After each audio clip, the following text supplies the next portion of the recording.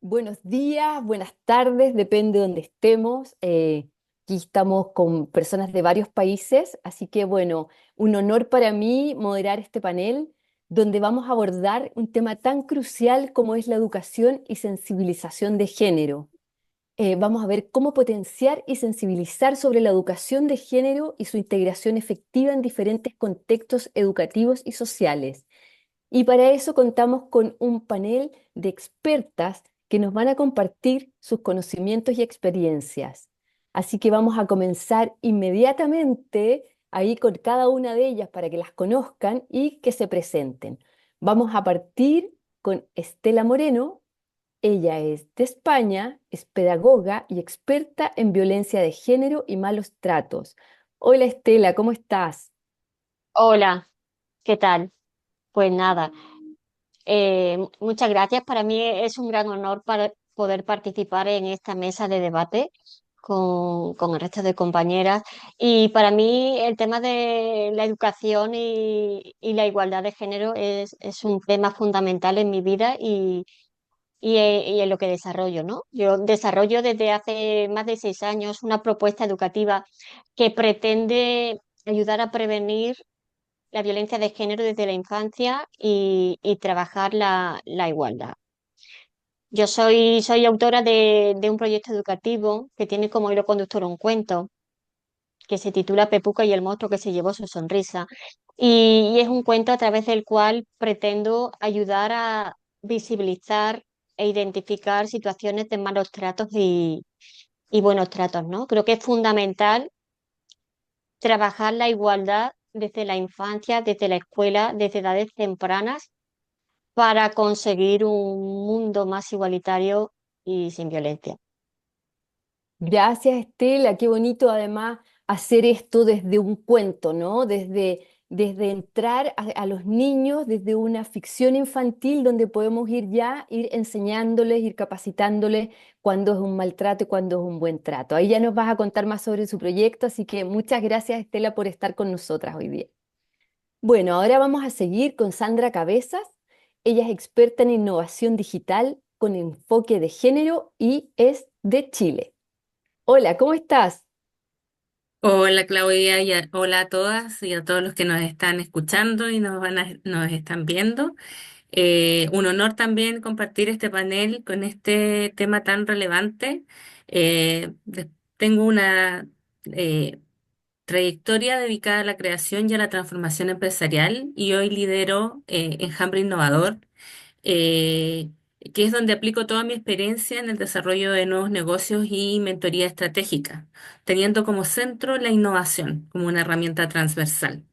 Mi propósito es democratizar esta herramienta eh, para poder entregar mayores opciones también a mujeres y acortar esa brecha y tener igualdad, sobre todo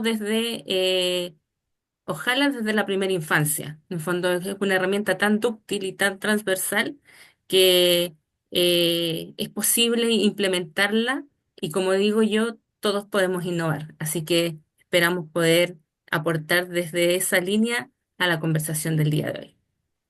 Gracias, Sandra. Qué interesante además desde la innovación, ¿no es verdad? Que de ahí también me imagino que es la curiosidad, el error, desde todo esto que trae la innovación, el poder acortar esta brecha tan importante que tiene que ver con la igualdad. Así que qué bueno que te tenemos como panelista y poder conocer lo que nos vas a contar. Gracias, Sandra. Bueno, y Gracias. ahora vamos con nuestra tercera panelista, que es Larisa Galán. Ella es experta en inversiones y en reducir la realidad financiera entre hombres y mujeres. Ella es mexicana, pero ahora se encuentra en Suiza. Hola, ¿cómo estás? Hola, ¿qué tal, Claudia? ¿Qué tal? Buenas tardes, días a todos desde donde nos estén escuchando. Muchas gracias por esta participación en este segundo Congreso Internacional de forma virtual.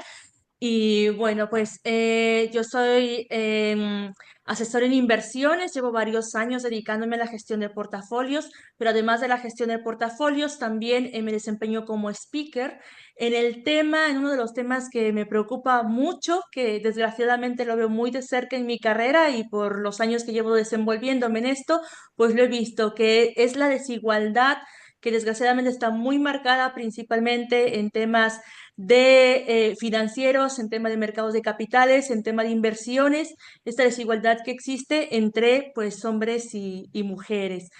Malamente existen menos mujeres que invierten, menos mujeres que tienen patrimonios menos fuertes y bueno, pues después esto viene a impactar de forma muy dura en distintos aspectos importantes del desarrollo. Entonces, pues así es, me encuentro en Suiza y bueno, pues es un placer estar aquí con todas ustedes. Gracias, Larisa. Qué interesante, además, esto de la gestión de portafolio, ¿no? Y la desigualdad y que tú puedas ayudar también a que las mujeres, todas nosotras, ahí te vamos a pedir asesoría, dónde invertir, y que y conozcamos de estas temáticas, porque realmente siempre es una temática que es como no, la creencia, el hombre maneja ese tipo de finanzas. Así que qué bueno, Totalmente. gracias que estés con nosotras en este panel. Muchas gracias, Gracias. Larisa. Bueno, y vamos con nuestra cuarta panelista, que es María Montes. Ya lo conocí yo, ahí estuvimos juntas ahí en Salamanca, así que es una tremenda panelista. Y ella se define como apasionada del derecho, las personas y la comunicación. Ella es de España. Hola María, ¿cómo estás? Hola Claudia, ¿qué tal? Encantadísima de estar aquí y además también con semejantes compañeras que lo vamos a ver a lo largo de la tarde, noche o mañana, dependiendo de dónde estéis. Yo soy, como bien dicho Claudia, soy María Montes, soy licenciada en Derecho por la Universidad CEU San Pablo de Madrid y máster en Gestión de Recursos Humanos y Dirección de Personas por la Escuela de Negocios EBF de A Coruña. He desarrollado mi carrera profesional durante los últimos 10 años como abogada y como consultora, tanto en pyme como gran empresa, destacando mi colaboración en el ámbito de la modernización de la Administración de Justicia en España. Y durante estos 10 años he vivido un cambio sustancial en materia de género, tanto en el ámbito jurídico como especialmente en el de la administración pública. Actualmente he decidido especializarme en inteligencia artificial y ayudar a otros profesionales a entender cómo aplicar la IA y además las implicaciones jurídicas que tiene. Y como parte de mi misión de acercar esta innovación legal a otros profesionales y también a otros sectores, habitualmente pues participo en foros y eventos hablando de transformación digital, IA y derecho. Y precisamente con la llegada de la IA y de la generalización de su uso, no paramos de escuchar hablar sobre los sesgos de la inteligencia artificial, que se refieren a la aparición de resultados sesgados debido a pensamientos y a comportamientos humanos que distorsionan esos datos. Es decir, los datos de entrenamiento nos conducen a resultados que pueden ser potencialmente perjudiciales, principalmente tratándose de prejuicios de género, de etnia o de clase social, que si lo pensamos bien son un reflejo de las personas que los han entrenado y por tanto un reflejo de un porcentaje de la sociedad. Por eso he considerado muy enriquecedora mi participación en esta mesa de diálogo y me ha animado a sumar con mi punto de vista. Gracias. Qué interesante lo que dices, María, porque también es tan importante en cómo se llena la inteligencia artificial, qué datos les damos. Y eso es una mirada bien, no la había escuchado tanto, es, sí, y si son casi puros hombres los que entregan los datos, ¿desde qué lugar están entregando esa información? Súper interesante, qué bueno, ahí nos vas a contar más cómo está y también esto va a aplicar la inteligencia artificial, ¿no es verdad?, en esta temática. Muchas gracias, María. Bueno, aquí ya estamos, me falta la quinta todavía, que es Lía del Río. Lía es chilena, es especialista en aprendizaje, trabaja en diversidad, inclusión y género. Bueno, una compatriota mía que está allá en Chile, yo estoy acá en España, pero somos compatriotas, así que encantada de escucharte y que te presentes, Lía. Bueno, muchas gracias por la introducción, efectivamente, ¿cierto? Desde aquí, desde Chile. Bueno, un gusto, como decía recién, yo soy especialista en aprendizaje, licenciada en educación. Tengo ¿cierto? Varios postítulos en el área, ¿cierto? De formación y en inclusión, diversidad y género. Ya actualmente soy coordinadora técnico-pedagógica de INACAP. Y bueno, finalmente yo creo que todo eso desembarca en que mi pasión principalmente radica en eso, en promover la diversidad, la inclusión y la igualdad de género, pensando principalmente que desde la formación es cuando nosotros podemos de alguna forma incentivar, ¿cierto?, estos cambios culturales que necesitamos para hacer una sociedad más equitativa y mucho más justa, ¿ya? Por lo tanto, es desde ahí donde creo que la principal herramienta o la macro herramienta transformadora para construir un futuro igualitario viene a ser la educación. Y desde ahí que sea tan importante que nosotros estemos hablando de estos temas aquí ahora.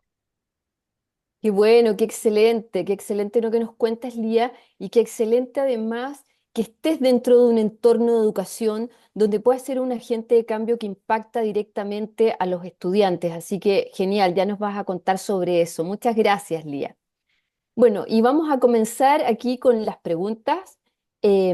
Vamos a partir, no sé si les parece que seguimos el mismo orden. ¿Sí? ¿Vamos así? Ok.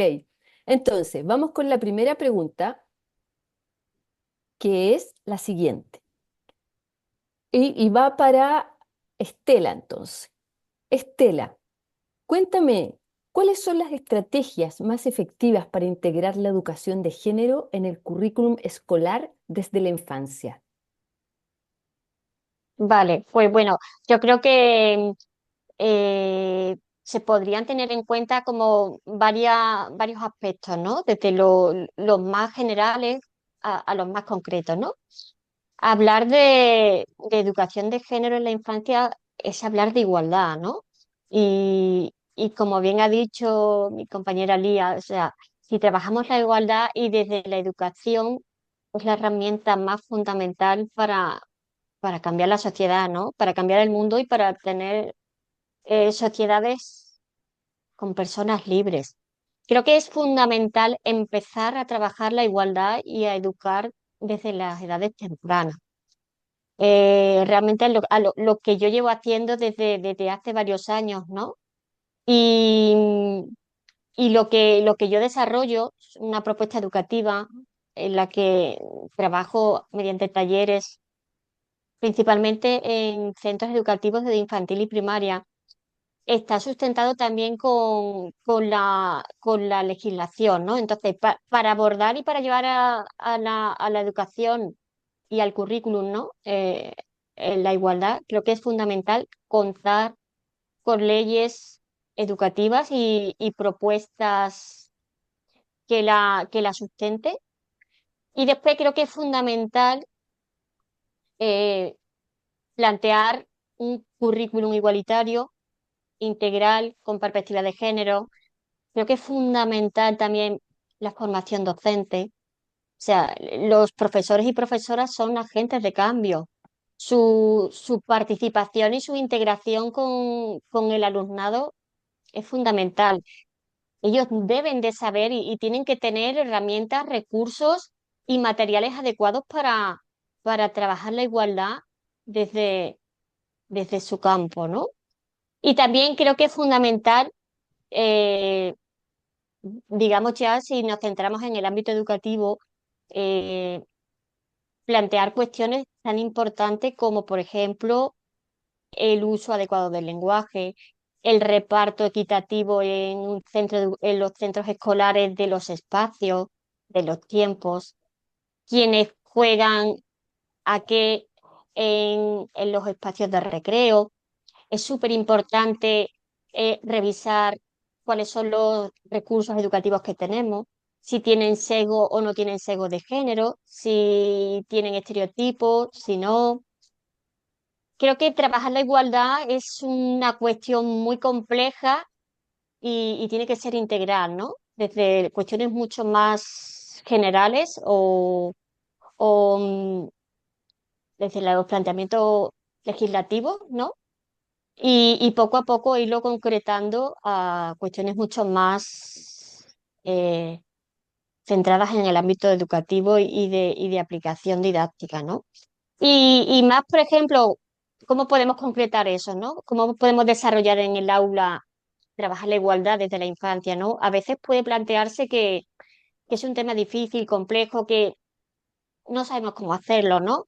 Yo creo que es importante trabajarlo a todas las edades y yo, en mi caso, pues, por ejemplo, uno de los recursos que utilizo son los cuentos, ¿no? Creo que es fundamental utilizar los cuentos para llegar al mundo de los niños y las niñas, ¿no? Creo que es fundamental utilizar sus palabras y ponernos en su mente. Es importante que los niños y las niñas sepan identificar cómo se sienten, que sepan reconocer sus emociones y, y todo eso lo podemos hacer a través de los cuentos, ¿no? Creo que es fundamental abordar esta temática desde la infancia y, y todos y todas tenemos una labor fundamental en ello, ¿no? Y también creo que es fundamental, por último, la colaboración, o sea, trabajar la igualdad no es solo una cuestión docente, una cuestión de los centros educativos, todos y todas los agentes sociales y todas las personas tenemos también una responsabilidad, ¿no? Y aportar. Gracias, Estela. Qué lindo lo que estás diciendo también, ¿no? Y también eso, qué importante es hablar desde el lenguaje de los niños, ¿ah? Ponernos desde ese lugar, entrar a esas almitas, a esos corazoncitos y desde ahí educar. Bueno, muchas gracias, Estela. Sandra, ¿quieres que te repita la pregunta o vamos? No, ¿cuáles eran las estrategias más efectivas, cierto? Para Exacto, integrarla. exacto. ¿Cuáles son las Sí, estrategias más efectivas para integrar la educación de género en el currículum sí. escolar desde la infancia? Sí, yo creo que, bueno, coincido en muchas cosas con Estela. Creo que es muy importante y esencial promover la igualdad y el respeto mutuo como pilar basal, ¿cierto? El diseño de un currículum inclusivo, donde haya transversalidad, eh, donde se pueda incorporar la perspectiva de género en todas las asignaturas, ya desde ciencias hasta artes, digamos, asegurando que esos contenidos reflejen efectivamente la diversidad y la equidad. La actualización de materiales, adaptar los libros, los textos, los recursos educativos, creo que también es algo que hay que tener en cuenta. Estoy de acuerdo con Estela cuando hablaba también de la capacitación docente. No podemos pedir equidad o igualdad en nuestra primera infancia o en los niños si los que los educan tampoco están alineados, digamos, con estos nuevos términos, ¿cierto? Una formación continua, herramientas prácticas que los ayuden a poder ir entregándoles estas herramientas de desarrollo en la primera infancia. Y como yo vengo desde el lado de la innovación, no puedo no dejar de mencionar las tecnologías. La realidad virtual, implementar experiencias más inmersivas que permitan, digamos, a los estudiantes comprender diferentes perspectivas de género y fomentar la empatía, por ejemplo, ¿ya? Ponernos en el lugar del otro, videojuegos educativos. También trabajar de manera colaborativa, porque también en innovación la transversalidad en tema y la interdisciplinariedad de todas las formaciones eh, crean desarrollos más inclusivos y más equitativos. Entonces, y no puedo dejar de nombrar y de decir fomentar la participación femenina en temas ligados a la ciencia, a la tecnología, a la ingeniería y a las matemáticas, porque hoy día necesitamos más niñas STEM, digamos, en estos ambientes, porque eso nos va a permitir también acortar la brecha para poder integrar estos ambientes están más bien, no voy a decir masculinizados, porque es una palabra que ya creo que no está, que está como fuera de moda, sino que han sido espacios que por años han sido ocupados más por hombres que por mujeres. Entonces, por lo tanto, hoy día creo que con nuestra mirada también, que es distinta como mujer, podemos aportar en ese ámbito. Así que, y por supuesto que haya un monitoreo constante de cualquiera cosa que se adapte, porque si no monitoreamos, si no medimos, no sabemos si vamos por el buen camino o lo que hay que ajustar, digamos. Gracias, Sandra. Qué bueno, ¿no? Igualdad, respeto mutuo, utilizando nuevas tecnologías, impactando desde la innovación. Muchas gracias, Sandra. Bueno, vamos con Larisa a ver qué puede complementar desde su mirada. Muchas gracias, Claudia. Pues estoy muy de acuerdo con mis compañeras, principalmente, bueno, pues en el tema del lenguaje. Me parece que el lenguaje es muy importante, que se puedan utilizar textos que presenten a ambos géneros y desde el aspecto también de la ciencia, que se pueda presentar mayores ejemplos de los logros que han hecho hombres y mujeres. Y en mi tema, que es el tema financiero, sí, quiero destacar que además de la capacitación a docentes, me parece que gran parte de la educación empieza en casa.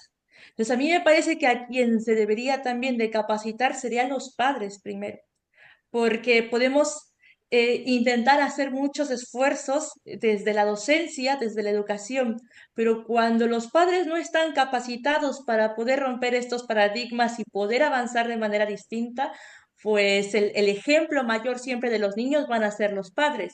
Y muchas veces, bueno, no muchas veces, yo creo que siempre los niños repiten lo que ven. Podemos decir, enseñar con el lenguaje, pero las acciones van a ser siempre el mayor ejemplo de los niños. Entonces yo me iría quizá un poco atrás desde los programas quizá que existen en la seguridad social de maternidad, desde que yo sé bueno, hablamos de la maternidad, pero no se empieza a explicar desde la educación para poder transmitírsela a los pequeños. Entonces me parece que es muy importante que incluso podamos ir más profundo para la educación a las futuras madres, ya que, bueno, pues hemos visto a lo largo de los años cómo se han construido nuestra sociedad y también lo vemos en las grandes industrias que producen los juegos, los juguetes para los niños, incluso cómo es lanzado el marketing de la diferencia de los juguetes que son para niños y los juguetes que son para las niñas. Y me parece que si desde ese momento los padres de familia siguen educando a las pequeñitas, yo no digo que esté mal, por supuesto, pero a lo mejor comprándoles las muñecas, los nenucos y demás, y a los niños continúan comprándoles a lo mejor juegos de destreza, los cochecitos, no vamos a hacer grandes cambios o los cambios van a tardar mucho. Entonces, sí me parece que esa parte de los juegos, de la parte lúdica, es muy importante, que ahí incluso se puedan transmitir. Que tanto las niñas como los niños son igual de capaces de manejar negocios, son igual de capaces de ser buenos para las matemáticas, pueden tener la misma fuerza de liderazgo y por supuesto es enfocarlo a los beneficios universales de cómo si el desarrollo financiero de las mujeres crece, cómo esto puede impactar desde la economía familiar hasta las naciones. ¡Wow! Interesante, muy interesante. Y qué bonito eso que dices tú y qué real es que a los padres son los que primero tienen que estar capacitados, ¿verdad? Los padres y los profesores, porque esos son, digamos, los contextos donde los niños están aprendiendo constantemente. Bueno, muchas gracias, Larisa. Y ahora vamos a escuchar a Lía a ver qué nos cuenta, qué nos propone, cuál es su mirada. Bueno, yo estoy bastante, cierto, en sintonía con lo que han expuesto de alguna forma las chicas anteriormente. Efectivamente, creo que, bueno, desde mi experiencia en educación superior es crucial, ¿cierto?, el comenzar con una formación integral de los docentes. ¿Ya? ¿Por qué? Porque los docentes son los que nos van a dar el contexto bajo el cual se va a empezar a trabajar y son los que reciben, ¿cierto?, por una parte a los estudiantes. Estudiantes que ya vienen con un bagaje familiar, social y cultural y ya no vamos a poder cambiar ni intervenir. ¿Ya? Tenemos que generar contextos, ¿cierto?, que sean equitativos, pero dentro de lo que podemos trabajar.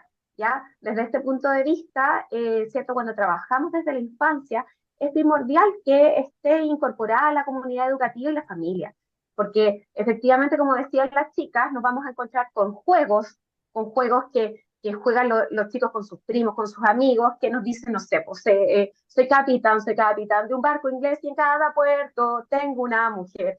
Qué bonito cómo juegan los niños, o sea, pero qué terrible lo que le estamos enseñando. Entonces, eso viene desde la casa, viene desde la cultura, viene desde los juegos, ¿cierto?, que van ido de generación en generación. Entonces, tenemos que ir cambiándolo desde ahí y tenemos que ir generando un contexto que sea estratégico, donde en la casa, en el colegio, en la vida social, tengamos el mismo nivel, o sea, donde hombres y mujeres tengamos las mismas oportunidades, donde hombres y mujeres podamos desarrollarnos, ¿cierto?, con las mismas perspectivas. No es posible, ¿cierto?, desde la economía que si hombres y mujeres con un mismo sueldo, con un mismo cargo, optamos a un crédito, las mujeres tengamos un interés mucho más alto.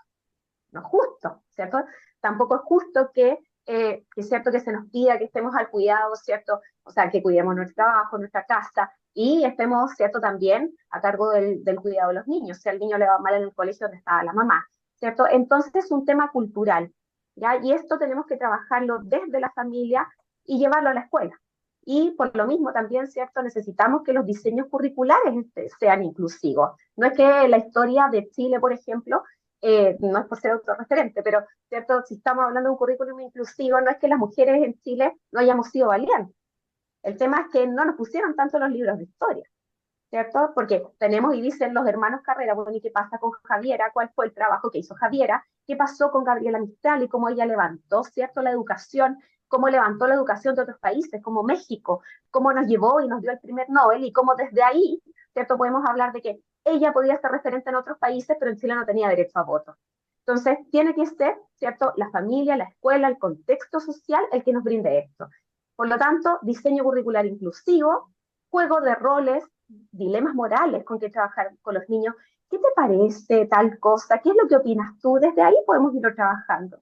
El fomento del juego simbólico y colaborativo con los niños. Hay un proyecto que me gusta mucho que es de otra de las mujeres de mujeres líderes, que es Dolls for Girls, que es en el que se van ¿cierto? Se llevan muñecas que tienen profesiones y se les lleva a contextos donde las niñas generalmente no estudian, no van a la universidad y cómo ellas se dan cuenta a los 4 o 5 años de que puedo ser ingeniero, puedo hacer tal cosa, porque la muñeca está representada. Entonces, llevar desde el juego simbólico, el colaborativo y el trabajo principalmente desde la sociedad. Eso.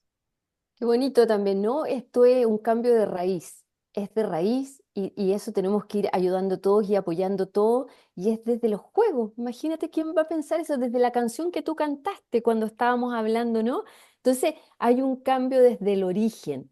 Bueno, y para cerrar ya con esta última, vamos, nos queda María, que queremos escuchar su punto de vista, qué opina con respecto a lo que ella dice y a lo que han dicho las demás panelistas. Pues en este caso, Claudia, como cuando hemos empezado me has definido como una apasionada del derecho, las personas y la comunicación, yo me voy a ir hacia la comunicación. Creo que hay dos cuestiones clave para abordar esto, que es la comunicación y las relaciones sociales, es decir, dotar a los niños y a las niñas de habilidades, tanto en la parte comunicativa como de relaciones sociales. La comunicación, hablo en este caso entendida como la utilización del lenguaje de una forma apropiada y de una forma inclusiva, libre de palabras, de ideas, de tonos o de cualquier representación que pueda reproducir o que pueda perpetuar visiones que tengan prejuicios, estereotipos, que sean discriminatorias, para evitar tanto el sexismo como el binarismo de género, racismo, etc. Entonces, creo que es muy importante trabajar la comunicación respetuosa y sin discriminación de género dentro de la propia materia de lengua del país que sea, no como algo accesorio, sino que forme parte de los programas educativos. Al igual que nos enseñan a utilizar los signos de puntuación, nos enseñan reglas ortográficas, esta interiorización de esta forma de comunicarnos de forma inclusiva debería estar incluido en los programas educativos. Y además quiero ir un poquito más allá, que es lenguaje inclusivo, no sexista, pero también respetuoso con otras identidades de género. Y además hay que explicarle a las niñas y a los niños que no todos somos femenino o masculino, sino que puede haber también género neutro. Y creo que eso es importante porque luego a la hora de relacionarse entre ellos y entre ellas cambia mucho las reglas del juego. Si solamente nos referimos en masculino o femenino, pues estas personas también se pueden estar sintiendo discriminadas.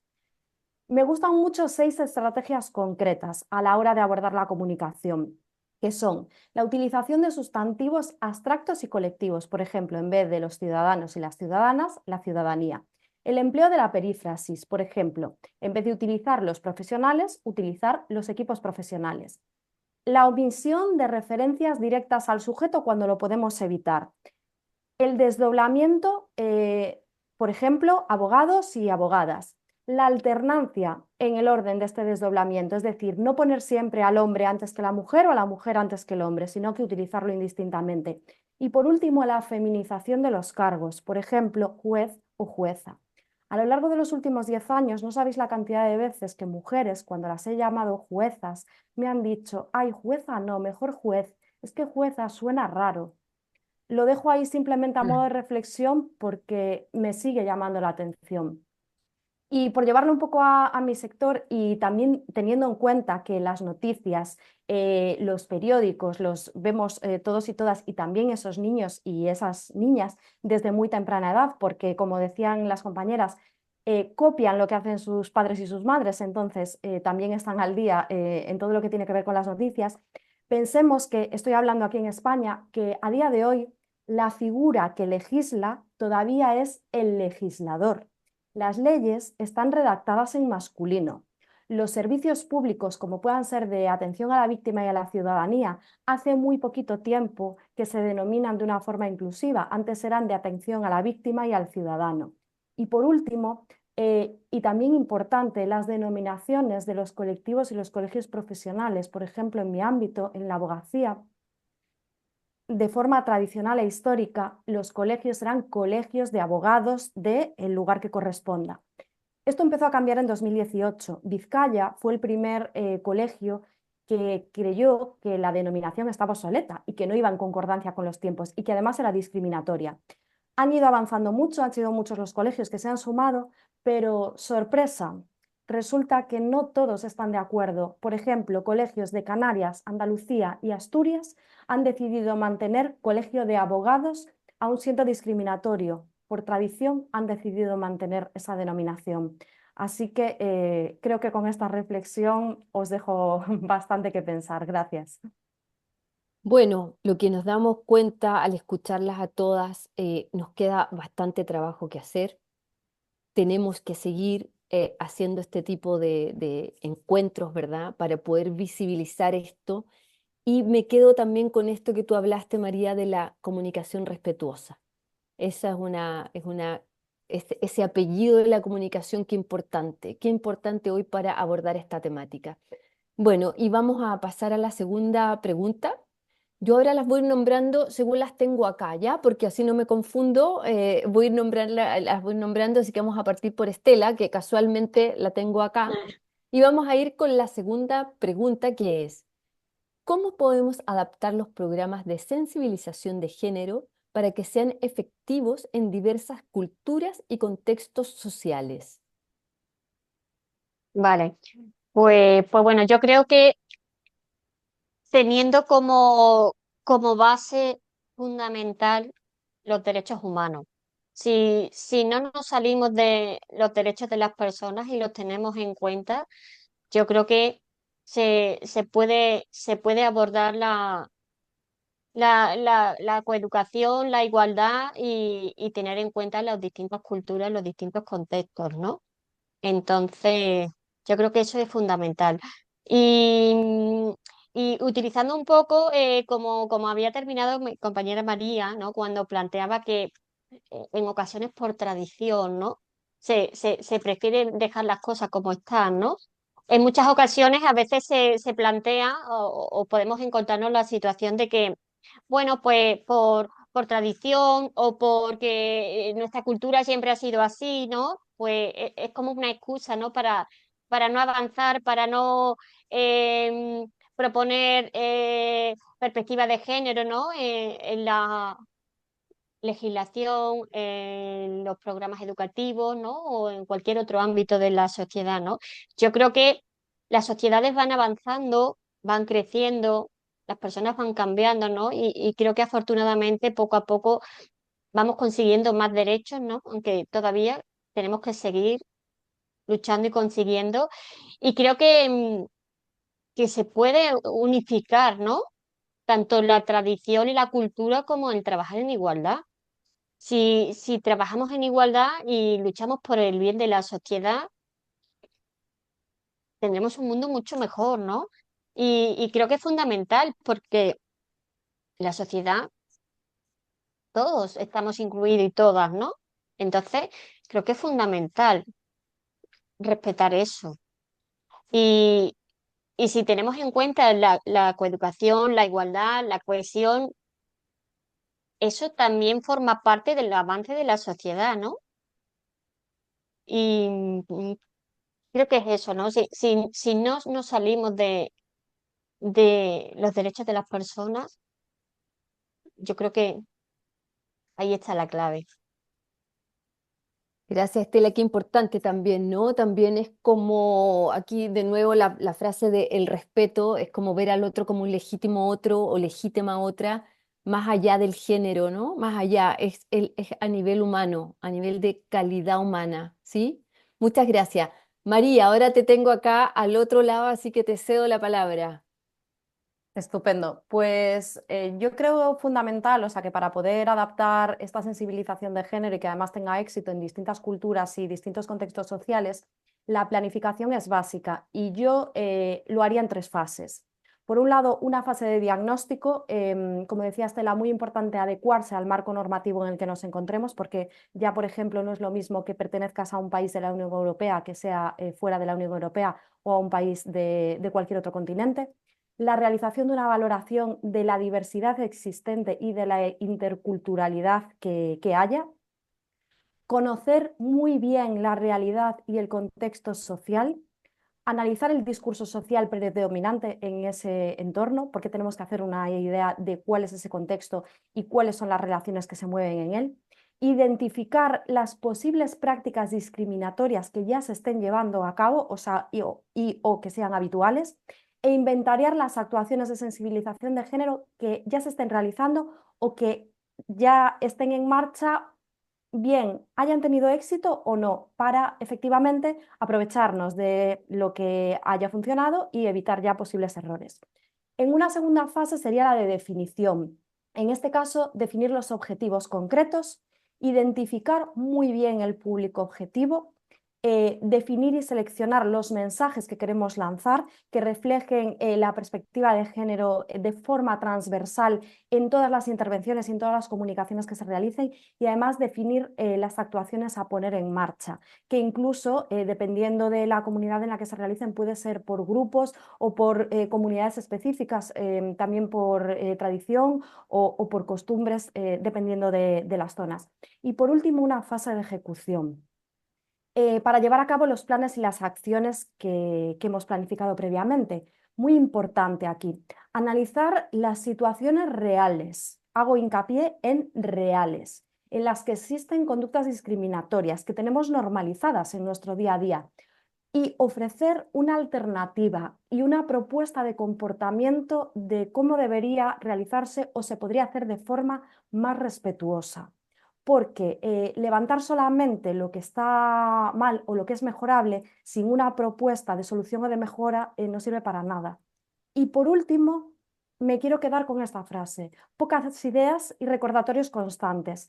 Como nos encontramos en un mundo lleno de inputs y con un exceso de información brutal, menos es más. Entonces, las medidas que decidamos adoptar, pienso que deberían ser pocas, muy concretas y fijarlas muy bien. Es decir, que todo vaya orientado a que se fijen en la memoria, a que las interioricemos, formen parte de nuestro día a día y de nuestra forma de relacionarnos y de comunicarnos y de entender el mundo de esa forma pues respetuosa, entendiendo que vivimos en un mundo diverso y que la inclusión es necesaria para vivir en paz y en comunidad. Gracias. Bueno, mira qué claridad y mira cómo estaba todo estructurado y todo por fase. María, muchas gracias por darnos este orden, este contexto. Bueno, y también muy importante esto de hacer esto poco, pero en el tiempo, ¿no? ¿Verdad? Que estas acciones se sostengan en el tiempo. Muchas gracias, María. Sandra, vamos a ir acotando un poco los tiempos porque ya nos queda poquito, así que vamos a ir bien al grano y bien al foco porque todavía nos queda la última pregunta. Sí.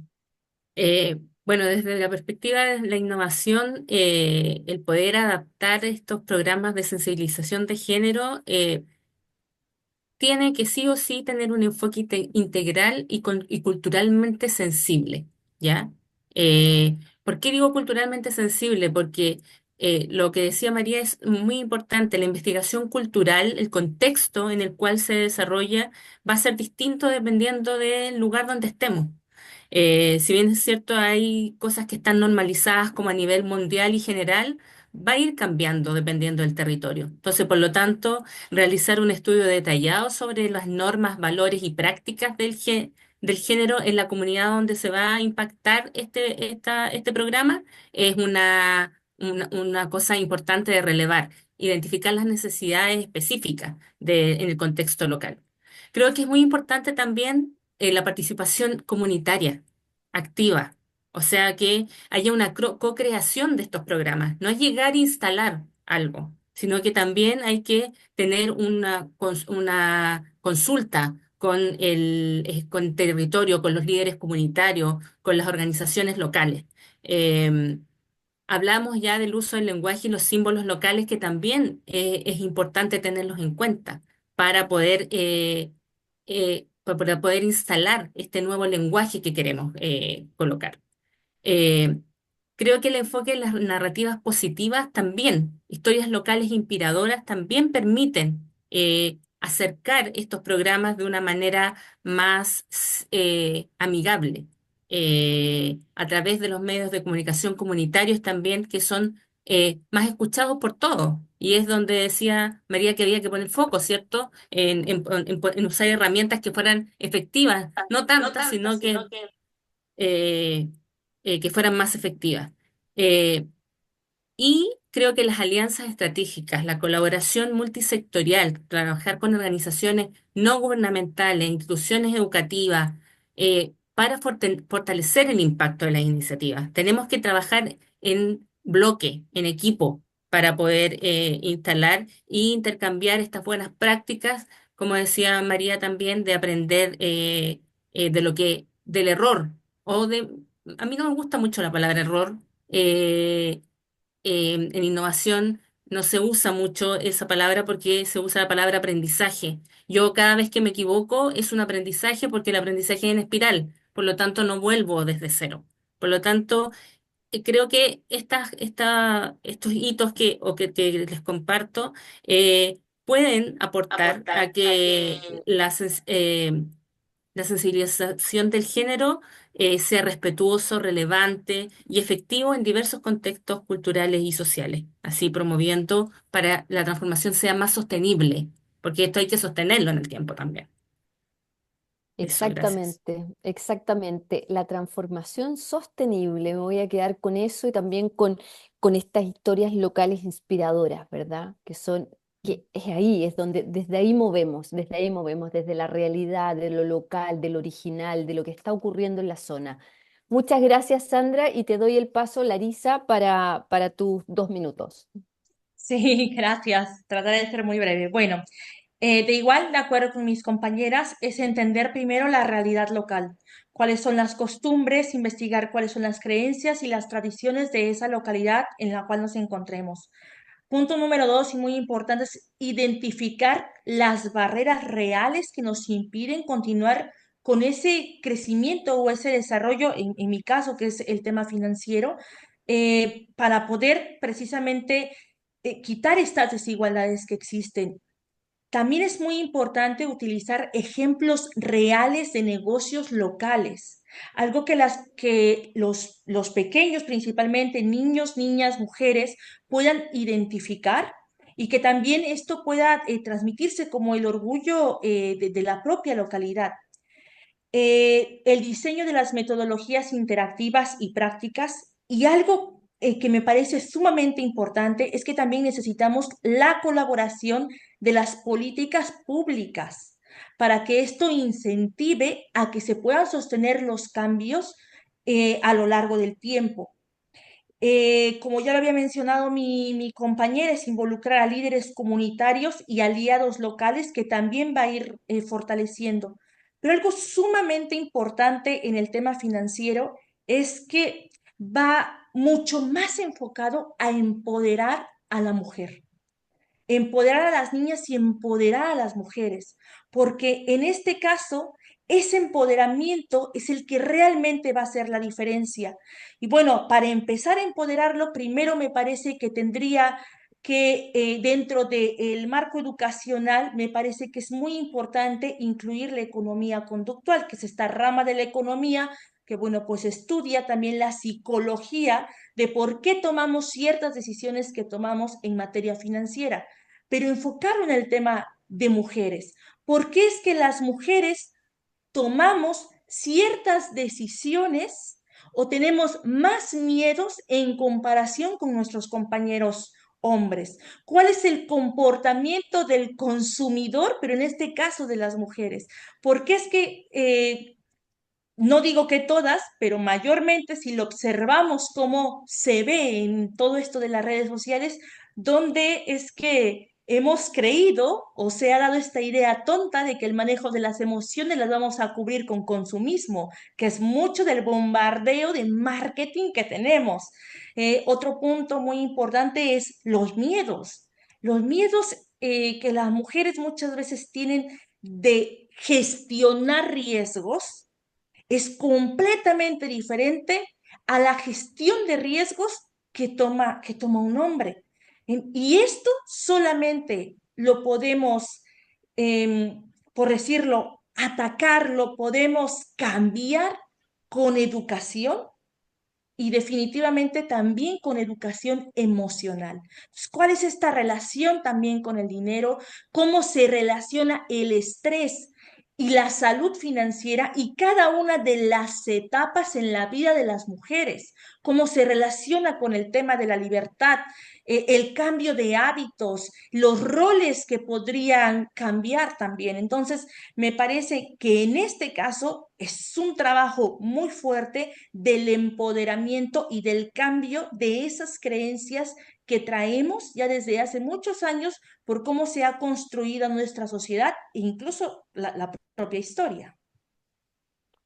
Bueno, Larisa, muchas gracias. Son muchas aristas, ¿verdad? Son muchas aristas las que tenemos que ir trabajando. No es solamente una, sino que nos vamos dando cuenta, vamos desglosando y es mucho, ¿ah? Hay un plano Mm, espiritual, hay un plano relacional, hay un plano uy, financiero, hay un plano con respecto a las leyes, hay un plano emocional. O sea, es un abanico muy, muy grande, ¿ah? Y al escucharlas ustedes también empiezan a salir más distinciones. Bueno, gracias, Larisa. Bueno, vamos cerrando con la segunda pregunta, que es con Lía. A ver cuál es tu enfoque, Lía. Sí, hola. Bueno, en realidad yo, para ser un poquito disruptiva, me pregunté, bueno, ¿cómo podemos adaptar los programas de sensibilización de género para que sean efectivos en diversas culturas? Y cuando hablamos de diversas culturas, desde el área de la educación, yo digo, bueno, está bien, si nos vamos, tenemos en distintos contextos, tenemos distintas culturas. Sin embargo, a mí me parece que en este sentido debiésemos estar llamados a tener ciertos derechos universales, ¿ya? Derechos que, independiente de en qué país estoy, en qué continente estoy, sean así tanto para mujeres, hombres, o no me voy a focalizar como en el género, ya seamos neutros, fluidos, etcétera, sean comunes. Entonces creo que en ese sentido nosotras las que estamos aquí, todos los que probablemente nos estén viendo, estén interesados en el tema. Entonces nosotros somos llamados nuevamente, nosotros y nosotras, ¿cierto? Somos llamados a, de alguna forma, levantar esta necesidad y ir y decir, bueno, necesitamos, ¿cierto? Tener estos valores y estos derechos para la equidad de género, pero universales. O sea, si yo estoy aquí, estoy en Pakistán, que de alguna forma tenga la posibilidad de decir esto me parece, esto no me parece, dentro de ciertos climas que sean, cierto, de respeto, o sea, donde el respeto, la integración, ¿cierto? Sean valores que sean ciudadanos comunes, independiente de donde yo esté. O sea, creo que nosotros desde ahí podríamos incentivar el que se hable del tema, en que países se pongan de acuerdo, en que lleguemos a decir en algún momento, saben que independiente de donde estemos, independiente de la sensibilización que tengamos con el género, tenemos que avanzar en ponernos de acuerdo y independiente del contexto cultural, decir, esto es una base para todos donde estemos. Esa es mi propuesta. Bueno, muchas gracias. Aquí también, ya hablándolo a un nivel más global, necesitamos ampliar la conciencia, básicamente, ¿no? Y eso también parte desde adentro hacia afuera. ¿ah? También un trabajo personal individual para después hacerlo colectivo y que sea más ecosistémico. Para que ya vayamos terminando, les pido bien a foco que podamos hacer una reflexión o con qué se quedan de este panel para que la gente los que nos están escuchando, las que nos están escuchando, sepan de parte de ustedes qué es lo que rescatan de lo que estamos hablando o con qué quieren que las personas se lleven. Bueno, vamos a partir al revés. Ahora voy a dar vuelta a esto. Vamos a partir por Lía, que ha sido la que ha estado terminando. ¿Con qué nos quedamos, Bueno, Lía? a mí, sí. ¿Con qué me quedo? Me quedo con que la igualdad de género no es un destino, sino que es un camino constante que recorremos juntos y juntas. La educación, de alguna forma, es una de las herramientas más poderosas que tenemos para inspirar cambios culturales profundos y que sean sostenibles. Como educadora, principalmente como líderes y agentes de cambio, debemos comprometernos y construir espacios inclusivos, donde la diversidad no sea solo aceptada, sino que además sea celebrada. Ya cada acción, de alguna forma, cuenta, desde un currículum más inclusivo hasta una conversación cotidiana con nuestro vecino. Si trabajamos unidos, unidas, podemos de alguna forma transformar nuestros contextos y generar cimientos para que la vida de los que vienen después de nosotros sea mucho más respetuosa y inclusiva. Gracias, Lía. Nos quedamos con esas lindas palabras. Larisa, Bueno, pues yo principalmente quiero agradecer este espacio donde nos dan la oportunidad de dar voz a nuestras ideas y lo que yo quiero mencionar es que el manejo del dinero no es solamente una cuestión de números, es un reflejo de las dinámicas sociales y de género que moldean las oportunidades y también nuestras decisiones. Promover la cultura financiera con perspectiva de género implica reconocer que hombres y mujeres partimos de diferentes realidades económicas y sociales. Me parece que por eso hablar de finanzas con perspectiva de género es dar voz a la equidad y es enseñar a las niñas, a las futuras generaciones y es crear ideas nuevas intergeneracionales desde temprana edad para que podamos enseñarles que las niñas también pueden ser dueños de su futuro financiero y mostrar a los niños a poder valorar esa fuerza financiera que también somos las mujeres. muchas gracias, Larisa, muchas gracias. Sandra, Ay, pensé que venía María. hay que estar atento al Hay que panel. estar atenta, sí. Bueno, sí, también agradecida por esta oportunidad de poder dar nuestro nuestra opinión y eh, nuestra experiencia con respecto a estos puntos. Eh, para mí, la educación de género no es solo un tema de libros ni un discurso reservado para nosotros los expertos. Quiero invitar a reflexionar, a mirarnos a los ojos como iguales, en el fondo, eh, y descubrir que aunque somos diferentes, nuestras oportunidades, sueños y derechos deberían tener el mismo valor. ¿Ya? Es aprender de pequeños a no encerrar a nadie en ninguna etiqueta ni a limitarlo con expectativas que no eligió. Educar en género es sembrar un futuro donde nuestras niñas, para mí, no tengan que luchar por ocupar su espacio, ni tampoco los niños teman por mostrar su vulnerabilidad. Es enseñar que la fuerza no tiene género, que el respeto no es un favor y que todos, sin importar quiénes somos o de dónde venimos, valemos y podemos aportar algo al mundo. Sensibilizar en el género es mirarnos hacia adentro, como decía Claudia, cuestionar las ideas que llevamos sin darnos cuenta y atrevernos a cambiarlas. No tenemos por qué quedarnos como venimos, o sea, tenemos derecho a cambiarlas. Es abrir conversación como lo estamos haciendo hoy día, incluso incómodas algunas veces, eh, porque de todo eso, de todas esas charlas, nacen las famosas transformaciones que nos imponen ideas y nos despiertan miradas y corazones y mentes. ¿Por qué no imaginar un mundo donde cada aula, cada espacio, respeto a niños crezcan sin límites? Entonces, al final, quiero pensar que educar en género no es cambiar a otros, sino que es aprender juntos y es caminar a un lugar donde la igualdad no es una meta, sino que es el punto de partida. Qué bonitas palabras, nos quedamos con esas palabras de Sandra, ¿no? Como que se infla el corazón. A mí me pasa eso cuando escucho estas palabras, se me infla el corazón. Espero que al resto le ocurra parecido. Muchas gracias, Sandra. Y vamos con María a ver qué nos dice. Bueno, antes de nada están poniendo el listón muy alto todas mis compañeras panelistas, así que haré lo que pueda.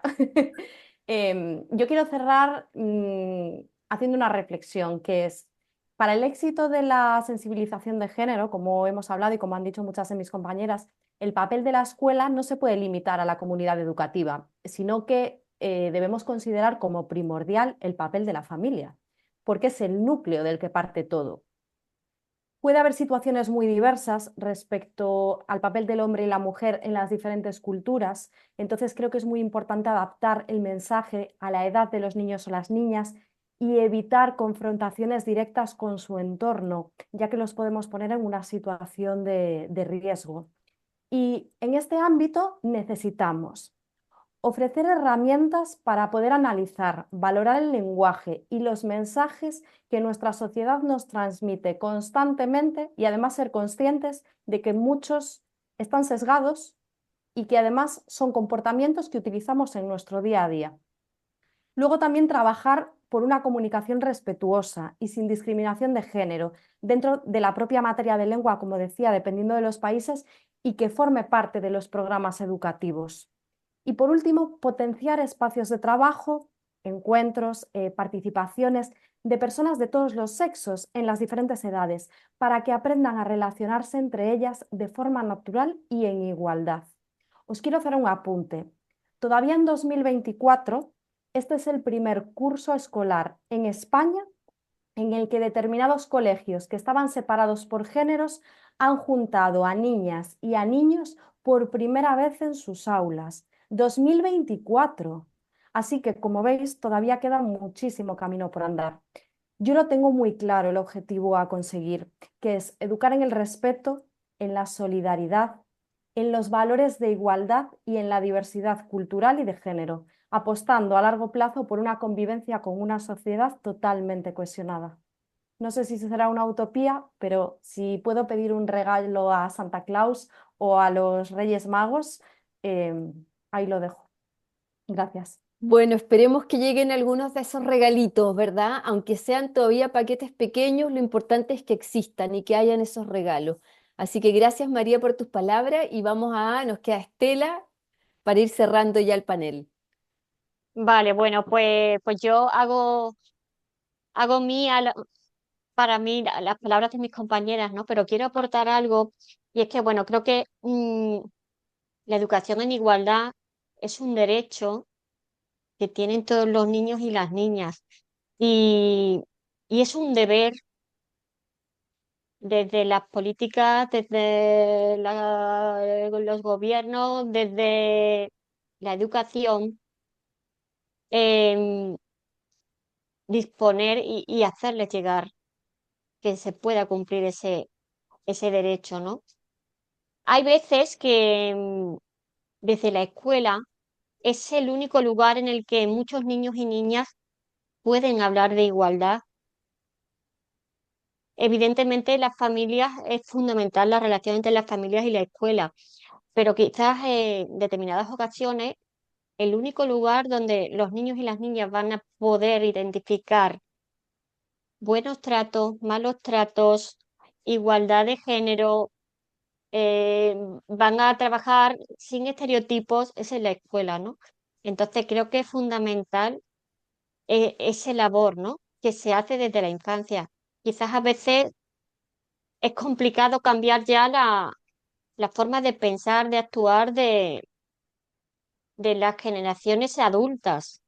Para cambiar el mundo tenemos que empezar desde abajo, desde la primera infancia, desde ese lugar en el que los niños y las niñas sientan que son libres, que pueden decidir, que pueden hacer lo que quieran, lo que les guste, ¿no? Entonces creo que eso es fundamental, ¿no? No olvidar que la educación en igualdad es un derecho y hago mía también la propuesta que, que ha planteado Lía, ¿no? y creo que algunas otras compañeras también han hecho referencia a que es importante, ¿no?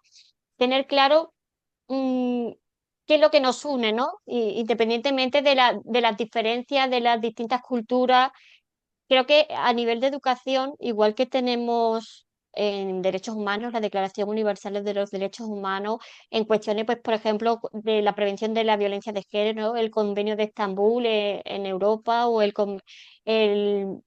en América Latina el Convenio de Belén do Pará, que recoge planteamientos que los países deben defender, ¿no? Yo apostaría por un pacto mundial por la educación en igualdad, que los países se acogieran, que recoja los principios básicos para defender la igualdad desde la educación. Bueno, queridas panelistas, yo creo que ustedes ya cerraron con reflexiones preciosas. Yo me sumo a todas ellas. Les agradezco mucho este espacio, les agradezco el haber compartido sus miradas, el haber compartido sus enfoques, el haber compartido sus deseos. Y también creo que el haber compartido como lo que las moviliza, porque yo creo que estos no son temas que estamos aquí porque estamos aquí. Son temas que nos apasionan, son temas que creemos verdaderamente que tenemos que estar porque no hay de otra forma, como estamos no podemos seguir. Así que bueno, les mando un abrazo, beso a cada una, un aplauso a cada una. Se lucieron todas, así que después las oyentes, los oyentes, las personas que nos vean van a disfrutar de este panel. Bueno, yo me despido de cada una de ustedes y me despido de este panel que era de educación y sensibilización de género en este segundo congreso online conectando feminismos y masculinidades. Nos estaremos viendo en otra próxima versión. Chao, gracias.